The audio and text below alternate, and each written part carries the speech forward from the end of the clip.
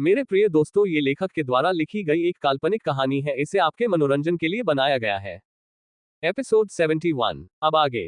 परहस साम्राज्य के महल में जहां शाही दावत का इंतजाम किया गया था, वहां पर बहुत लंबे और भाव तरीका से डाइनिंग एरिया बनाया गया था, जहां एक साथ 100 से भी ज्यादा लोग बैठकर खाने का लुत्फ तो उठा सकते हैं। और उसे भाव जगह पर अलग अलग जगह पर दास दासियां अपने सर झुकाए खड़े हुए थे, और उसे बड़े से डाइनिंग एरिया में टेबल में इमेजेदार खाना बहुत ही बारीकी से सजा हुआ था। साथ में पीने के लिए अलग अलग तरह का शरबत और शराब भी। उन सबके बीच सामने की तरफ ऊंची जगह पर एक बड़ा सा खुशी और टेबल लगा हुआ था, और उसके दोनों साइड दो अलग अलग उसी की तरह छोटे छोटे कुर्सी लगे हुए थे। ये देखकर साफ कहा जा सकता है कि वहां कोई बड़ी पर अधिकार ही बैठेगे। सम डाइनिंग टेबल पर बैठे एक दूसरे से बातें कर रही थी। सबसे आगे पारस साम्राज्य के नेता और महल के सदस्य, तो दूसरे साइड सामने की तरफ रुद्र और उसके दादाजी के साथ बाहर के साम्राज्य के राजा और उनके उत्तराधिकारी बैठे हुए थे। पर सब एक दूसरे से आपस में बातें करने वालों की तभी एक अनाउंसमेंट हुआ, जिसे सुनकर सब अपनी जगह से खड़े हो गए। एक बड़े से दरवाजा खुला और राजशाही फरमान के साथ राजा कुंभदेव अपनी शाही पोशाक पहने रॉक के साथ चलते हुए वहां पर आ गए और अपने बड़े से कुर्सी के सामने आकर खड़े हो गए। उसके पीछे पीछे महारानी और दोनों राजकुमारी के साथ राजकुमार वैभव भी शान से चलते हुए आया और अपने अपनी कुर्सियों पर खाड़ी के सामने खड़े हो गए। राजा कुंभदेव ने आगे बढ़कर सबका स्वागत किया और कुछ बातें कहीं और सबको आदरपूर्वक बैठने को कहा, और यह राजशाही दावत का आरंभ किया, जिसके बाद सब अपनी अपनी जगह पर बैठ गई। राजा के बैठने के बाद राजकुमारी और महारानी भी सबका आदर संस्कार करके अपनी जगह पर बैठ गए। जब तक राज परिवार के राजा और उनके परिवार के सदस्य नहीं बैठ जाते, तब तक कोई नहीं बैठ सकता। ये वहां का नियम था। सब धीरे धीरे अब उसे सही दावत का लुक उठने लगे, और एक तरफ हवा में कुछ संगीतकार जादूगर अपने संगीत और कला का प्रदर्शन करने लगे, जिस पर वहां का माहौल थोड़ा खुशनुमा हो गया। दावत करते हुए राजा कुंभदेव वहां मौजूद सभी लोगों से बातें कर रहे थे, पर वैभव की नजर तो राजकुमारी काव्य पर ही थी। वह लगातार उसे ही देख रहे थे, पर काव्या बस चुपचाप अपनी ख्यालों में ही गुम थी। उसके पिताजी ने उसके कंधे पर हाथ रखा और उसे ख्यालों से बाहर आकर राजा को मुझे के सवालों का जवाब देने को कहा, जिससे वह चौंक गई। फिर अपनी गलती मानते हुए कहने लगी, माफ कीजिएगा, मैंने आपका सवाल सुन नहीं, मैं कहीं और कुछ और ही सोच रही थी। अगर आपको बुरा लगे तो मुझे माफ कर दीजिएगा।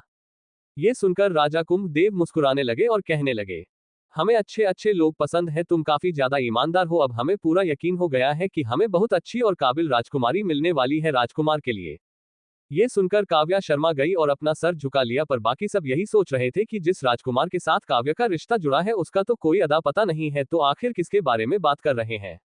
वैभव कार्टून बुरी तरह से दिमाग खराब हो रहा। अपने पिता के बटन और उसकी किए गए सभी कार्यों पर उसने लाख कोशिश कर ली, पर अब तक उस राजा कुंभदेव का असली मकसद के बारे में कुछ पता नहीं चल पाया कि आखिर वह इस जश्न को रखकर क्या साबित करना चाहते हैं या करना क्या चाहते हैं। इस वक्त वहां पर दुनिया भर के अलग अलग जादूगर और उच्च दर्ज पर बैठने वाली लोग मौजूद थे, जिन्हें जादू का अच्छा खासा ज्ञान और पूरी दुनिया के विषय के बारे में खबर और ज्ञान अच्छा खासा है। रजत कुंभदेव वहां मौजूद सब कुछ मुख्य अतिथियों के साथ बातें करने लगे, तो वहीं कुछ दूरी पर बैठे बहुत सारे लोग और मेहमान तो बस राजा कुंभदेव की नसों में आने का इंतजार कर रही थी। उनकी ताकत इतना नहीं था कि वह सामने से जाकर राजा कुंभदिवस के साथ बात करे। रुद्र को देखकर राजा कुंभदेव और भी ज्यादा खुश हो गए और वह उसकी जरूर शुरू से तारीफ करने लगी, जिसके बाद उन्होंने ये भी कह दिया कि अगर वह उनकी बेटियों में से किसी एक के साथ रिश्ता रखना चाहता है तो उसे कोई भी आपत्ति नहीं होगी। यह सुनकर छाया और माया तो बहुत ज्यादा खुश हो गई, तो वही रिद्धि सिद्धि की हंसी छूट गई। कैसे पता था कि रुद्र उन्हें अपनी छोटी बहन मानता है। पर स्टार सिटी यूनिवर्सिटी के उत्तराधिकारी, जो इस वक्त सर झुकाए हुए अपना खाना खा रहा था, उसके कान खड़े हो गए और उसने सर उठाकर राजा की तरह देखा, और फिर उसके दूसरे साइड बैठे रिद्धि सिद्धि की तरह, जिन्होंने बहुत अच्छी और सुंदर ड्रेस के साथ अपने आप को तैयार किया था। इस वक्त उनसे ज्यादा खूबसूरत इस दावत में कोई नहीं लग रही थी। कई खूबसूरत रात को राजकुमारियां वहां मौजूद थे, जो उसे तरह अधिकारी से बात करने की कई बार कोशिश कर चुके हैं, पर कुछ राजकुमारी बस अपने शब्द या व्यवहार का परिचय दे रही थी। वैसे ही कुछ राजकुमार भी थी, जिन्हें सिर्फ पारस साम्राज्य के उत्तराधिकारी से मतलब था, और यह सारी चीज वह अपने पिता या अपनी साम्राज्य की आए किसी अधिकारी को संभालने दे रहे थे। अब तक उन्हें यह नहीं पता चल पाया क्या अब तक उत्तराधिकारी है कौन, क्या वह यहाँ मौजूद उपस्थित राजकुमार में से एक है, या अब तक वह किसी के सामने नहीं आए हैं। ऐसे ही सवाल बहुत सारे लोगों के मन में चल रहा था। जब छाया माया नहीं स्टार सिटी के उत्तराधिकारी को रिद्धि सिद्धि राजकुमारी की तरफ देखा तो उन्हें बहुत जोरों से जलन होने लगी। एपिसोड 72। मेरा हाथ छोड़ो, यह क्या तरीका है, काव्या गुस्से से कहा, और राजकुमार वैभव को देख रही थी। वैभव उसे देख रहा था। तुम्हारा गुस्सा तो अभी वैसे का वैसे ही है। काव्या, क्या हुआ, तुम तो ऐसे कह रही हो जैसे कि तुम मुझे पहली बार मिल रही हो। हम दोनों के लिए बेहतर होगा कि हम दोनों ऐसे ही एक दूसरे से इसी तरह व्यवहार करें कि हम इस वक्त पहली बार ही मिल रहे हैं। तुम ऐसे क्यों कह रही हो? क्यों तुम भूल गए तुमने क्या किया था मेरे साथ? वह सारी चीज तुम चाहती थी, मैंने तो बस तुम्हारा साथ दिया है, और अब जब तुम्हारी बारी आई मेरा साथ देने का तो तुम इस तरह से मुंह मोड़ रही हो। काव्य उसकी बात सुना नहीं चाहती थी, इसलिए उसने अपना चेहरा दूसरी तरफ कर लिया। ये देखकर वैभव को और भी ज्यादा गुस्सा आने लगा। उसने सोचा भी नहीं था कि काव्य उसके साथ इस तरह से व्यवहार करेगी। वह उसका चेहरा पकड़कर अपनी तरफ करता है। तुम मुझे हर बार नजरअंदाज क्यों कर रही हो? मैं पहले भी तुमसे बात करना चाहता था पर तुमने उसका भी कोई जवाब नहीं दिया। मैं तुम जैसे इंसान का जवाब देना सही नहीं समझती। तुम जैसे दो चेहरे वाले लोग से मैं जितना हो सके उतना दूर रहना चाहूंगी। ये सुनकर वैभव जोर जोर से हंसने लगा। इस वक्त वह दोनों महल के सबसे खली और बहुत कम आने जाने वाले बरामदे में एक किनारे पर खड़े हुए थे, जिसका पता बहुत कम लोग जानते हैं। शाही दावत होने के बाद सब एक दूसरे से बात करने में बिजी हो गए थे, पर काव्या को उन सब में कोई मतलब नहीं था और वह वैभव के इशारों से परेशान हो गई और उसके कानों में वैभव की बातें गुंज रही थी, जिससे वह चाहकर भी इग्नोर नहीं कर पा रही थी। इसलिए वह वहां से बिना कुछ कहे चुपचाप चली गई। पर उसके पीछे वैभव भी आ गया और उसका हाथ पकड़कर उससे बात करने की कोशिश करने लगा। हालांकि काव्या को वैभव की हालत के बारे में पता था, पर वह उसकी शक्तियों से भी अनजान नहीं थी। अच्छा होगा कि तुम अपने काम से कम मतलब रखो। अब मैं वह पहले वाली नासमझ काव्या नहीं हूं जिसे तुम अपनी बातों के जाल में फंसाकर कोई भी काम बड़े आसानी और चालाकी से करवा लेते थे। नहीं, मैं इतनी बेवकूफ हूं जो गुस्से में आकर किसी की भी बात मान लूंगी। काव्या, तुम पागल हो चुकी हो क्या? ये कैसी बातें कर रही हो? मैंने ऐसा कब कहा या किया जो तुम मुझे इतना गलत समझ रही हो? मैं तो तुम्हारा साथ दे रहा था। वह तुम थी जो खुद सामने से चलकर मेरा साथ मांगने आई थी अपने उसे मंगेतर से पीछा छुड़ाने के लिए, और तुमने ही मुझे पहले बातें करना शुरू किया था। मानता हूं कि मैं अपने भाई का मजाक हर वक्त बनाता था, पर वह तुम थी जो आरव के बारे में जानने के लिए मेरा सहारा लिया, और जब तुमने जान गई कि आर एक साधारण सर लड़का है तो तुमने उसे अपनी मंगनी तोड़ने की कोशिश की, पर यह नहीं हुआ तो वह तुम थी जिसने उसके साथ यह कहते हुए और चुप हो गया, जिस पर काव्य ने चिखाते हुए कहा, अपनी बकवास बंद करो। यह क्या कह रहे हो? मैंने ऐसा कुछ नहीं किया था। ये सारी चीज और षड्यंत्र तुमने रचा था, जिस पर तुमने रचा था, और मैं तुम्हारी सिर्फ एक मोहरा बनकर रह गई हूं। इसलिए मैं इस बार तुम्हारा कोई भी बात नहीं मानने वाली, ना ही तुम्हारा मुहावरा बनना चाहती हूँ। मैं यहाँ कुछ वक्त के लिए आई हूँ, फिर वापस चली जाऊंगी। मुझे यहाँ तुमसे ना किसी से कोई भी मतलब नहीं है, तो अगली बार मेरा रास्ता रोकने की कोशिश भी मत करना। अब मुझे अपने गलतियां का एहसास हो चुका है। ये सुनकर वैभव का हाथ ढीला हो गया, जिससे काव्या का हाथ छूट गया और वह का वैभव को देखकर कहने लगी, तुम चाहे कुछ भी कर लो पर इस बार मैं तुम्हारे हाथ नहीं आऊंगी। अब तो चाहे तो उत्तराधिकारी बनाया कुछ और, पर मेरी जिंदगी का मकसद कुछ और ही है। तुम अपने वादे से पीछे नहीं हट सकते राजकुमारी काव्य। मुझे तुम्हारे सारे राज पता है, और जो मुझे पता है वह किसी को अगर पता ना चले उसके लिए तुम मुझसे दूर रहो। नहीं तो तुम जानते हो कि तुम्हारे बहुत सारे राज मेरे पास सुरक्षित मौजूद है और तुम मेरा कुछ नहीं बिगाड़ सकते। और वह मैं क्यों कह रही हूँ वह तुम बहुत अच्छी तरह से जानते हो। तो अगली बार मुझसे इस तरह से बदतमीजी करना क्या, मेरे रास्ते के बीच मत आना। ये कहकर काव्या वहां से चली गई। तो वहीं उसे जाते हुए वैभव गुस्से से देखने लगा और कहने लगा, ये लड़की मुझे ठुकरा कर चली गई, छोड़ूंगा नहीं इसे मैं। ये कहकर वहां से गायब हो गया। पर कोई था वहां पर जो इन दोनों की बातें सुन रहा था। उनके जाने के बाद वह दोनों भी वहां से गायब हो गए। आरव और करण अपने कक्ष में अचानक से प्रकट हो गए। उन दोनों का चेहरा इस वक्त देखने लायक था। जहां आरव का होश पूरी तरह से उड़ा हुआ था तो वही करण के मुंह से आवाज ही नहीं निकल पा रही थी। उसने जल्दी से जाकर बहुत सारा पानी पिया और एक जगह धड़ाम से जा बैठा। आरव तो अपनी जगह पर पुतले की तरह जम चुका था और अचानक से उसके सर पर बहुत तेज दर्द हुआ, जिसके बाद वह बेहोश हो गया। उसे ऐसे गिरते देखकर करण ने उसे जल्दी से पकड़ लिया और बिस्तर पर लेटा दिया। उसे कुछ समझ नहीं आ रहा था कि आखिर उसे करना क्या है। उसने कुछ सोचा और अपने यूनिफॉर्म पहनकर और मास्क पहनकर तेजी से रुद्र को ढूंढने चला गया, क्योंकि उसके पास इतनी शक्ति नहीं थी कि वह अपने शक्तियों से रुद्र को यह बता पाए कि आरव की तबीयत खराब हो गई है। करण जल्दी जल्दी महल की इधर उधर देखते हुए चले जा रहा था। उसके यूनिफॉर्म के कारण कोई भी उसे कुछ नहीं कह रहा था, ना ही रोक रहा था। तभी उसे दावत वाली जगह के बारे में पता चला। तभी सामने से रुद्र और उसके हम उम्र का लड़का, जिसकी पर्सनैलिटी एकदम किसी राजकुमार की तरह ही थी, वह दोनों बातें करते हुए इस तरफ आ रहे थे। ये देखकर कारण जल्दी से उनके सामने जाकर खड़ा हो गया। अचानक से किसी को अपने सामने इस तरह से रुकता देख वह दोनों चौंक गए।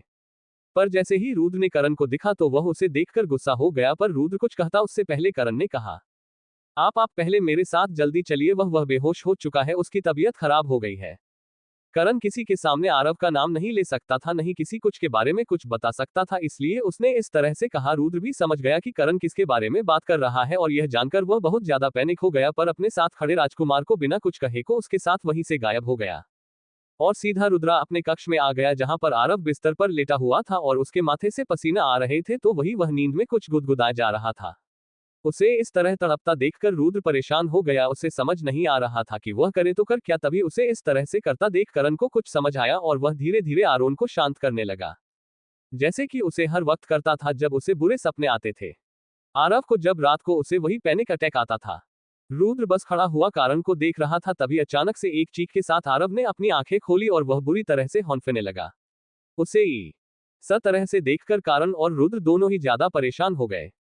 एपिसोड 73। रात के वक्त पारस साम्राज्य के महल में इस वक्त आने से ज्यादा सैनिक अपनी आधी नींद में पहरा दे रहे थे। उन कड़े सिक्योरिटी के बीच रुद्र और आरव काले लिबास पहने महल के प्रमुख हिस्से में चुप चुप कर इधर उधर नजर गड़ाए होगी किसी एक दिशा की ओर चल रहे थे। कभी एक सैनिक दूसरे सैनिक के पास जा रहा था, जिसे देखकर आरव ने रुद्र को अपनी तरफ खींच लिया और वह एक दीवार के पीछे लगे पर्दे पर छुप गए। जब तक वह सैनिक वहां से नहीं गया तब तक वह वही छुपी रहे।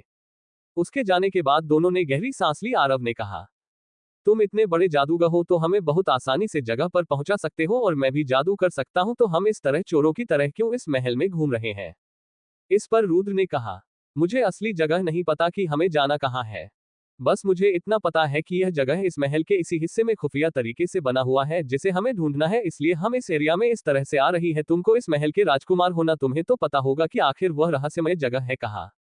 तुम मेरे जले पर नामक मच्छर को, अभी भी मैं बहुत ज्यादा गुस्से में हूँ, और अभी मैं जिस चीज काम के लिए यहाँ पर हूँ उसे पर फोकस करने दो, नहीं तो मैं यहाँ से चला जाऊंगा। वैसे भी मैंने अपनी पिछली रात आज तो पूरी तरह से भुला गया हूँ, तो मुझे कोई फर्क नहीं पड़ता। अरे यार, तुम तो बहुत ज्यादा सीरियस हो गए, चलो कोई ढूंढते हैं।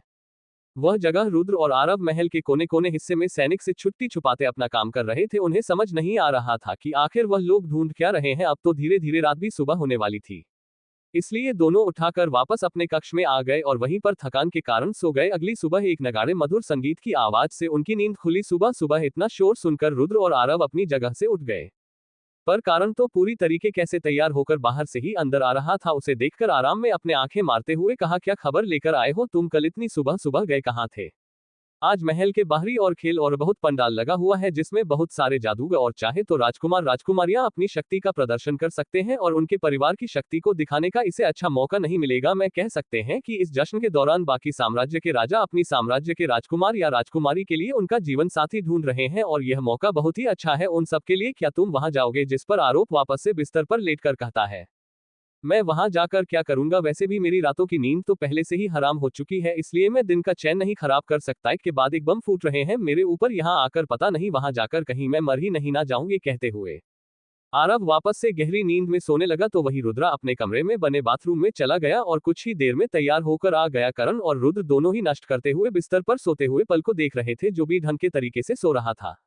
आगरा रुद्र कारण को देखकर कहता है, कैसे रात के समय इसी तरह से सपने आते हैं, और यह इसके साथ कब से हो रहा है? ये तो खुद ही एक वैदिक जादूगर है कि अपने इलाज क्यों नहीं करता? इस चीज का कोई इलाज ही नहीं है। रुद्र आर को जब से मैं जानता हूं तब से उसके नींद में यही उसे डरावने सपने, और डर के कारण वह रात रात भर सो नहीं पाता, और मेरे लाख पूछने के बाद भी उसने अभी तक सपना के बारे में मुझे कुछ बताया ही नहीं। पर जब भी यह सपना देखा है वह बहुत ही ज्यादा घबरा जाता है, और कभी कभी तो परेशानी में वह पूरा दिन निकाल देता है। शुरुआत में तो मैं और माहेश्वरी बहुत ही ज्यादा परेशान हो जाते थे उसे इस तरह से व्यवहार करते, पर धीरे धीरे हमने वेद जी के मदद से कि माँ को दूसरी ओर डालने और उसे ऐसे सपने ना आए, इसलिए हम उसे बहुत सारी बातें करते हैं जिससे उसका ध्यान दूसरी ओर चला जाता है। पर सबसे मुझे आर की सच्चाई करती पता चला है। तब तो मुझे ऐसा लगता है कि आरो को जिस तरह से सपने आते हैं वह जरूर इस महल से जुड़े हुए बात है, या उसके अतीत में होगा एक ऐसी घटना जिससे वह भूल तो गया है, पर उसकी रूह उसे बुलाने नहीं दे रही। कुछ चीज बहुत ही रहस्यमय होती है करण, जो वक्त के साथ ही सबके सामने आती है, चाहे कोई कितना भी हाथ पैर मार ले, पर वक्त के अलावा कोई और कुछ नहीं कर सकता। इस तरह दोनों बातें करते हुए उसे कक्षा को अपने जादू से बांधकर रुद्रा करण के साथ महल के बाहर की और बनी एक बड़ी से मैदान में चले गए, जहां बहुत सारे घोड़े, अलग अलग तरह के हथियार और युद्ध कला नीति के बहुत सारे औजार रखे हुए थे। वह मैदान इतना बड़ा था कि आराम से 1000 लोग वहां पर आराम से बैठकर सभी चीजों को आराम से देख सकते हैं। कुछ दूरी पर राजकुमार ऋषि और कपिल अपने तलवारों को साफ कर रहे थे, और उनकी नजर आसपास की सभी तरह के लोगों पर थी। क्या लगता है तुम्हें राजकुमार वैभव यहाँ आएंगे? हंसते हुए, बिल्कुल नहीं, वह क्या अपने मजाक बनाने के लिए यहाँ आएंगे? वह बेचारा खुद तो अपने पैर पर चल नहीं रहा, यहाँ आकर मुकाबला क्या करेगा? ये कहकर ऋषि और कपिल दोनों हंसने लगी। तभी राजा कुंभदेव के साथ दोनों राजकुमारियां बहुत शन शौकत से वहां पर चलते हुए आ गई और अपनी जगह पर बैठ गए। ये देखकर कपिल और ऋषि, जो अभी कुछ देर पहले हंस रहे थे, उनका मुंह बन गया।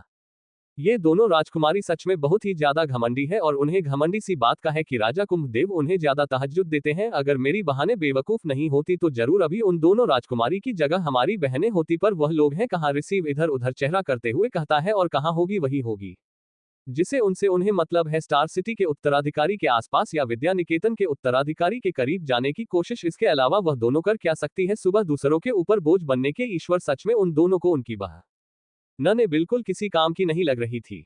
एपिसोड 74। पारस साम्राज्य के महल में रुद्र और आरव दोनों ही उसे रहस्यमय जगह को ढूंढने के लिए निकल जाते हैं। पर आधी रात तक सैनिकों से बचते हुए उसे रहस्यमय जगह के बारे में ढूंढते हुए उसे कुछ भी सुराग नहीं मिला और खोजते खोजते उसकी खोज खत्म होकर वह अपने कक्ष में वापस आ जाते हैं। अगली सुबह करण उन्हें आकर बताता है कि आज बहुत सारी प्रतियोगिता और बहुत सारी चीज महल के बाहर मैदान में होने वाली है, जिसे सुनकर आरव को तो कोई फर्क नहीं पड़ा। वह अपने कमरे में घोड़े बेचकर सो रहा था। वही रुद्रा का एक महत्वपूर्ण दर्ज होने के कारण उसे वहां पर जाना पड़ता है और वह कारण के साथ वहां चला जाता है। तो वही राजकुमार ऋषि और कपिल वैभव के बारे में बातें करते हैं और इस दौरान अपनी बहन को दोनों राजकुमारी की शक्तियों से कमकते हैं। अब आगे वही मैदान और आसपास के सभी दर्शक इस देश को लेकर बहुत ही ज्यादा है एक्साइटेड हो रही थी। यह जश्न का बहुत ही बड़ा समारोह और एक अलग ही पहचान है जो सिर्फ पारस साम्राज्य में ही देखा जा सकता है। इस तरह का जश्न जहां दिन रात अलग अलग मेहमानों के लिए बहुत सारी चीज की तैयारी की जाती है। पर एक तरफ राजा कामदेव के साथ कुछ महत्वपूर्ण जादूगर के साथ खड़ा रुद्रा उनसे कुछ खास तरह की बातें कर रहा था। एक मुख्य पृष्ठ राजनीति राज्य के अध्यक्ष पद पर होने के कारण उसे हर तरह की जिम्मेदारी निभानी पड़ती है। साथ में मिलिट्री के कमांडर और जनरल हेड का पदाधिकारी भी रुद्र को ही बनाया गया है, इसलिए उसे सभी मसलों पर खास तरह का ध्यान देना होता है। इस सिलसिले में वह सब मिलकर आपस में बातें कर रही थी। करण दूर से ही उन्हें बातें करते हुए देख रहा था। कुछ वक्त पहले ये सुनकर महल में रहने वाले कुछ ऊंचे ओहदे के मंत्री मत परिषद उसके रास्ते में आ गए। उन्हें देखकर रुद्र रुक गया। मंत्रिमंडल सर झुकाकर अभिवादन किया, जिस पर रुद्र हाथों से उन्हें उसने कहा शाम में उन्हें देखने लगा। जिस पर मंत्रिमंडल की बुजुर्ग और सबसे ऊंची पद की मंत्री ने कहा राजकुमारी सौम्या, हमें आपसे कुछ बात करनी है। रुद्र ने उनसे कहा हम संध्या को बात करेंगे, अभी हमें कुछ जरूरी काम है। ये बोलकर वह मिल उनकी बात सुनी महल के बाहर चली गई। उसके पीछे कुछ सैनिक भी चल रहे हैं। रुद्र ने सेनापति से कुछ आदेश दिया। कुछ ही समय में रुद्र के हाथों में तलवार और बदन में सुरक्षा कवच पहना हुआ घोड़े पर बैठकर सामने एक बड़ी सी सुरंग है जिसमें बहुत ही ज्यादा गंदी बदबू आ रही है। आसपास लोग जमा हो गए। ये जगह महल से कुछ ही दूरी पर है। सेनापति और कुछ सैनिक हैरान और चौक पर रुद्र को देख रहे थे। हालांकि उसकी शक्तियां उससे कम ही है, पर सबके मन में ये ख्याल आ रहा है कि आखिर हम यहाँ क्यों हैं। थोड़ी देर में उस सुरंग से एक भयानक आवाज आने लगा, जिसे सुनकर सबके दिल दहल उठे और रुद्र के चेहरे पर छोटी सी मुस्कान आ गई। जो भी उसे ऐसे देखा तो वह थोड़ा अचंभे में पड़ गया। तभी घोड़े की हिनहिनाहट की आवाज दूसरी तरफ से आने लगी। उस तरफ देखने लगे। कामदेव सफेद घोड़ों में तेजी से उस तरफ आ रहे हैं। उसे इस तरह बातें देखकर सब ने उसके लिए रास्ता बनाना शुरू कर दिया। रुद्र की घोड़े के बगल में आकर अपना घोड़ा रोका। बाकी सब तो डर गए हैं, पर समय का ध्यान बस उस सुरंग पर। कामदेव भी बिना कुछ उससे बोले सामने सूर की तरफ देखकर कुछ महसूस करने लगा। रुद्र ने कहा यही हमारा शिकार मिलेगा। उसकी बात में हाँ मिलाते वह कामदेव सुरंग को ध्यान से देखते हुए अपनी शक्तियों का उपयोग यूज करने लगा, जिससे एक बार फिर उस सुरंग से भयानक आवाज आने। उस आवाज को सुनकर जीत ने हाँ में सर हिलाया और उसके पीछे सेनापति को कहा इस जगह को पूरी तरह से खाली कर दो, हमारी और हमारी सेना के अलावा यहाँ कोई ना हो, और याद रहे तुम्हें ये काम जल्द से जल्द करना है। उसके बाद सुनकर सेनापति ने हाँ में सर हिलाया और कुछ वहां में रहने वाले लोग तो उस आवाज को सुनकर भाग गए थे, पर कुछ वहीं पर थी जिन्हें सेनापति ने एक सुरक्षित जगह पर जाने को कहा और अपने कुछ सेना को उनके साथ भेज दिया। कुछ ही देर में वहां का जगह एकदम खाली हो गया और उसके चारों और कुछ दूरी पर सेनाओं को खड़ा कर दिया। सेनापति को पता है कि उसके सामने रुद्र उससे कई ज्यादा ताकतवर और शक्तिशाली है, इसलिए वह भी कुछ सुरंग से कुछ दूर पर घोड़े के साथ खड़े हो गए और वह आगे देखना चाहते हैं वो आखिरी करना क्या चाहते हैं। तभी रुद्र के हाथ में एक लाल रंग का जादुई गोला बन गया, जिसे उसने बहुत ही आराम से उस सुरंग के अंदर डाल दिया। थोड़ी ही देर में वह सुरंग और आसपास के जगह हिलने लगा। जमीन के छोर ऊपर पर ही सफेद रंग की धूल या कहीं बादल गायब होने लगा। रुद्र और कामदेव उस सुरंग से थोड़ी दूर खड़े हो गए। उन घोड़े बेकाबू होने लगा, जिसे रुद्र ने अपने जादुई शक्ति से काबू में कर लिया। वैसे ही कामदेव ने भी किया। उस सुरंग से एक हरे कलर का पीछे से मछली और सामने से एक नाग जैसा दिखने वाला जानवर बाहर निकला, जिसके चटक रंग की शरीर चमक रहा है। उसके पूंछ और पेट के अंग बिल्कुल मछली जैसे ही है। इतना बड़ा और विशाल जानवर उनके सामने खड़ा हो गया। रुद्र और कामदेव सर ऊपर करके उसे ही देख रहे हैं। कम से कम वो उससे 10 गुना बड़ा राक्षसी है। उसकी आंखें इस वक्त सामने घोड़े पर सवार 2 लोगों पर है। इन सारी बातों को सोचते हुए रुद्र सामने देख रहा था।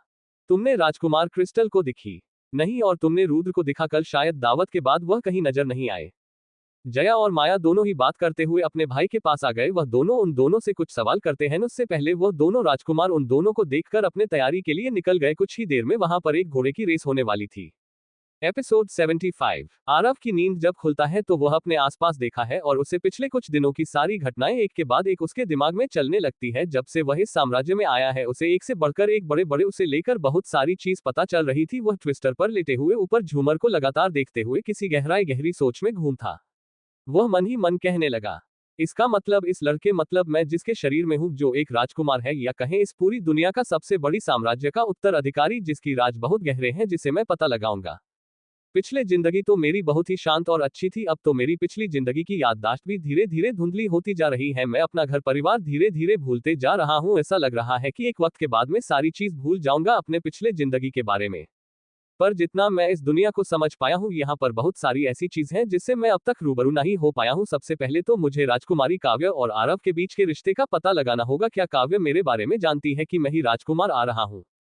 क्या इसलिए वह मुझसे इस सोच को आराम ने अपने दिमाग में ही रोक लिया क्योंकि वह सोचा ही नहीं चाहता कि जब भी वह काव्य के बारे में सोचने लगा है और जब उसे पता चले कि काव्य ने उसके साथ क्या किया था, ये जानकर उसे विश्वास नहीं हो रहा। पर वह इतना समझ गया कि हर चेहरे के पीछे बहुत गहराई से कई सच छुपे हुए हैं। और जब उसने राजकुमारी काव्य और वैभव को साथ में बात करते हुए सुना तब से उसे आने वाले सपना और रात के डरावने सपने एक एक करके उसके दिमाग में आने लगे, जिससे यह बात तो साफ हो गई कि उसका सपना में जो लड़की है वह राजकुमारी काव्य ही है और वह लड़का यानी वह पर समझ नहीं आ रहा कि उसे वक्त तो वह एक साधारण सा लड़का था। तो राजकुमारी काव्या ने आरव को क्यों मारा और आरव से अब से क्या चाहती है जो अब वह उसके पीछे पड़ी हुई है?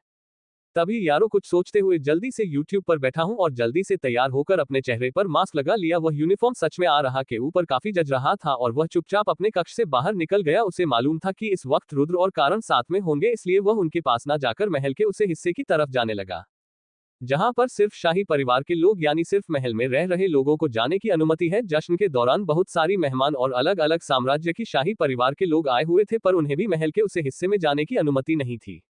ये महल इतना बड़ा था कि बहुत आसानी से सब अपने लिए खास जगह चुनकर वहां अपना समय व्यतीत कर रही थी और अलग अलग तरह का खेल में भी भागीदारी कर रहे थे। ऐसे ही नहीं पूरी दुनिया में इस महल की तारीफें होती हैं। हर अपनी एक नए में ले सकती के साथ लगातार इस कोने से उसे कोने में टेलीपोर्ट हो रहा था। एक पल में वह यहाँ रहता तो अगली पल वह दूसरी ओर खड़ा रहता। इससे उसे काफी आसानी हो रही थी सैनिकों को चकमा देने के लिए और उसकी शक्तियां भी इतनी नहीं थी कि बड़े जादूगर या सैनिक पहचान पाए। रुद्र ने कुछ दिन पहले ही उसे कहा था कि उसकी शक्तियां चाहे कितनी भी बढ़ जाए पर बड़े से बड़े जादूगर भी उसे पहचान नहीं सकते। पर रुद्र की बाकी कहीं बातों के कारण वह ये सारी चीज भूल गया था। उससे बहुत सारी ऐसी दुर्लभ शक्तियां मिली थी जो किसी के पास नहीं है, पर उन शक्तियों का इस्तेमाल करने के लिए उसे सबसे पहले उसे सुनहरी किताब और उसे रहस्यमय जगह के बारे में पता करना होगा जो उसके महल के किसी कोने में दफन हुए हैं। वह कुछ सोचते हुए महल के एक सबसे पुराने और कोने पर बने कमरे की तरफ आ गया और एक कोने में छुप गया। जब सैनिक वहां से गुर्जर की दूसरी ओर चले गए तब कर रहा आरव गहरी सांस लेते हुए कुछ पुराने से दरवाजे को खोलने की कोशिश करने लगा। दिखने में तो वह दरवाजा लकड़ी का ही था और इतना पुराना कि एक मुक्के में ही वह दरवाजा टूट जाता, पर कितने भी हिलाने पर भी रोजा टास्क समझ नहीं हुआ, ना ही दरवाजा की लॉक खुल पाया। आज जाओ थोड़ा ज्यादा जोर लगाने लगा, फिर वहां दरवाजे की हिलाने की आवाज वहां पर धीरे धीरे करके गूंजने लगी और थोड़ी सी आहट भी एक तेज आवाज में बदल जाती है, इसलिए आर धीरे धीरे करके उसे खोलने की कोशिश कर रहा था पर वह लकड़ी का दरवाजा खुला ही नहीं। अब धीरे धीरे वह अपना रंग बदलने लगा। ये देखकर आना समझ गया कि ये दरवाजा बहुत ही शक्तिशाली है, मुझे दिखाता कुछ और है पर है कुछ और, इसलिए उसने कुछ ना सोचते हुए दूसरी ओर खुले दरवाजे के अंदर चला गया। अंदर जाकर उसे कुछ खास तो नहीं मिला पर एक नीचे जाने वाली सीढ़ी मिल गई जो कहाँ जा रही थी पता नहीं। कुछ सोचते हुए आना उसे सीधी से नीचे जाने लगा, पर जब वह कुछ कदमों की यहाँ सुना तो जल्दी से वहीं रुक गया कि क्यों वहां थोड़ी सी आवाज भी बहुत तेज सुनाई देती थी। दो सैनिक वहां पर आकर चारों ओर देखने लगे, फिर वह सभी की तरफ बढ़ी रहे थे कि दूसरी सैनिक ने उसे आवाज देकर अपने पास बुला लिया और वह दोनों वहां से चली गई। ये देखकर आरव ने गहरी सांस ली, फिर धीरे धीरे करके उन दोनों सैनिकों की जाने की आहट कम होने लगी। उसके बाद आरव अपने हाथ में हल्की रोशनी लेकर उसे अंधेरे और खुफिया तरीके से बना सीढ़ी से नीचे जाने वाले से नीचे उतरने लगा। जैसे ऐसे नहीं मुझे नीचे उतर रहा था, ऐसे वैसे अंधेरा बढ़ते जा रहा था। ऐसा लग रहा था कि वह एक अंधेरे कुआं के कोई के नीचे चले जा रहा है। इसी के साथ हम मिलते हैं अगले पार्ट में। पूरी स्टोरी सुनने के लिए सब्सक्राइब करें।